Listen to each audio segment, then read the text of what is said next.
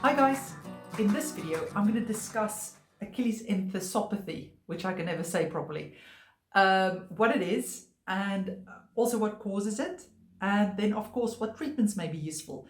But actually I've made a whole video about treatment, so I'm only going to touch on that and I'll link to that video later on. So for those of you who don't know me, my name is Maryke. I'm one of the physios from treatmyachilles.com, where you can get online physiotherapy assessment as well as treatment for your Achilles injuries. So have a look at the description of this video if you want a link to our website. Right, so the word that I can't say, Achilles Enthesopathy. What is it? Now you may also hear that some people say you've got enthesitis versus an enthesopathy, and I'll explain what the difference is with those. Anywhere where your tendons in your body attaches onto bones, we call that area the enthesis. And enthesopathy is when you injure that part where the tendon attaches into the bone. So for the Achilles tendon, it's literally where it attaches into the bone there. If that part is injured, you'll be told that you've got an enthesopathy or enthesitis. Now, the other name for it, that thank heavenly is easier to say, is insertional Achilles tendinopathy. So it's enthesopathy is exactly the same thing as an insertional Achilles tendinopathy. It's just the medical term for it. Now, what's the difference between enthesopathy and enthesitis? Basically, the two main reasons why you can develop an injury in that area. One is, and it's quite common for these people, is if you've got an inflammatory condition like inflammatory arthritis, spondyloarthritis, I can't say any of these words, or rheumatoid arthritis or psoriasis. Any of those inflammatory type conditions can cause that part of the tendon to get irritated. And in fact, it can cause inflammation in any tendon attachments in the bodies.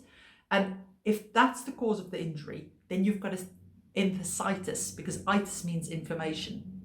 However, if your heel became painful because you overloaded it through sport or you overstretched it, then actually that forms a tendinopathy, which means there's no active inflammation in that area at that point. It's actually the tendon that's injured and breaking down a little bit because there was too much pressure on it.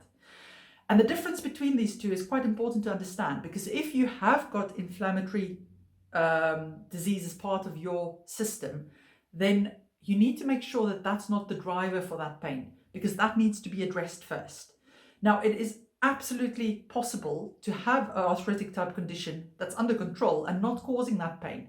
And so it's not to say that if you've got an arthritic condition that you can't do regular physio for it. It's just make sure that it's not an inflammatory reaction, because that needs to be treated first. Now, if you're a person who doesn't have any of these inflammatory type arthritis type things, then it's very likely that your enthesopathy is just, or insertional Achilles tendinopathy, is due to overload. And that area of the Achilles is extremely sensitive to compression forces, because as you move your ankle and you go over on your foot, the tendon compresses against that part of the bone, and excessive compression can cause it to become injured. Now, that can be through doing too much intense sports. So for instance, a lot of hill running or sprinting, or going from shoes that has a little bit of a heel to them to flat shoes, because that would increase that angle and cause more compression. Or it can literally just be, you're not a sporty person, but actually what you've done was you've walked around in shoes with heels on all winter, and now it's sunny weather, switch to flip-flops and walk miles and miles on holiday in flip-flops with no heel to them. And that can cause that to overstrain. So there's plenty of reasons why it can happen. And if that's the reason, then physiotherapy can really work well for that, to help you get it better.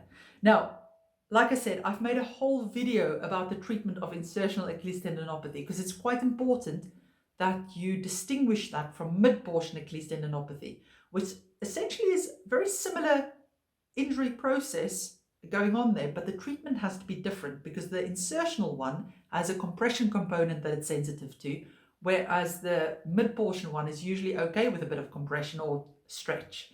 And your rehab program has to be different. So follow this link if you want to know more about that. So to recap, enthesopathy is just, or Achilles enthesopathy is just the medical term for insertional Achilles tendinopathy, and they are exactly the same thing. Take care.